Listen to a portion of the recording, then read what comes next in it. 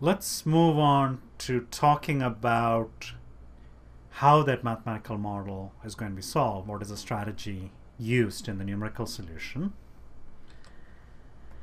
And it's the same framework that we've seen before. So you go from your mathematical model, boundary value problem, to a set of algebraic equations relating neighboring nodal displacements.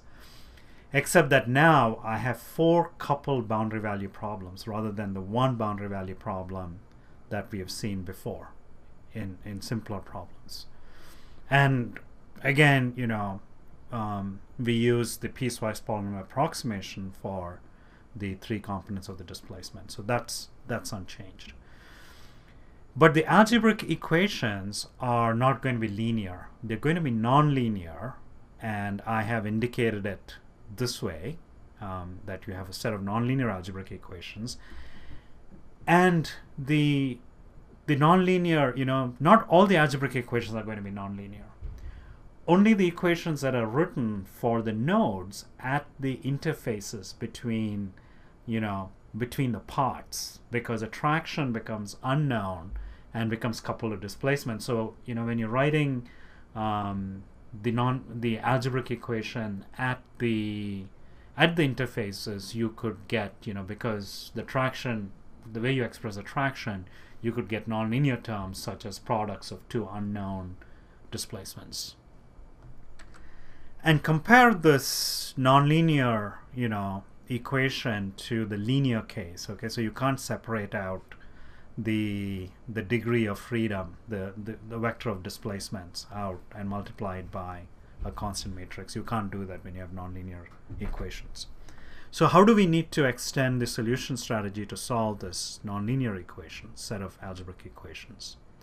We use the Newton-Raphson method, and later when we do the CFD, we'll be using the same method, Newton-Raphson or Newton's method, to linearize the algebraic equations, because in fluid flow you get nonlinear algebraic equations. So we need to find the displacements such that our set of nonlinear algebraic equations is satisfied. So if you had the exact solution to nonlinear algebraic equations, it'll satisfy each one of those algebraic equations. And the scalar analog, so this is easier to think of in a scalar analog. So let's say you have one nonlinear equation, and we write it as in this form.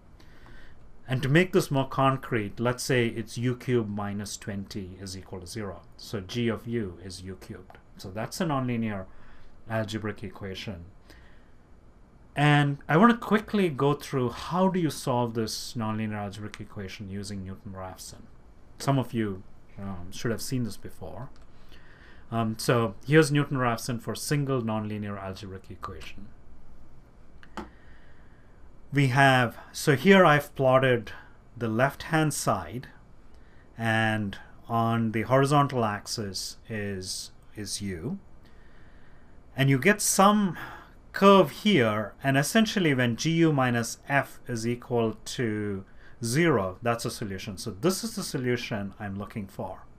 And let's, to talk about how the Newton-Raphson solves it, let me switch to the pen from the laser pointer.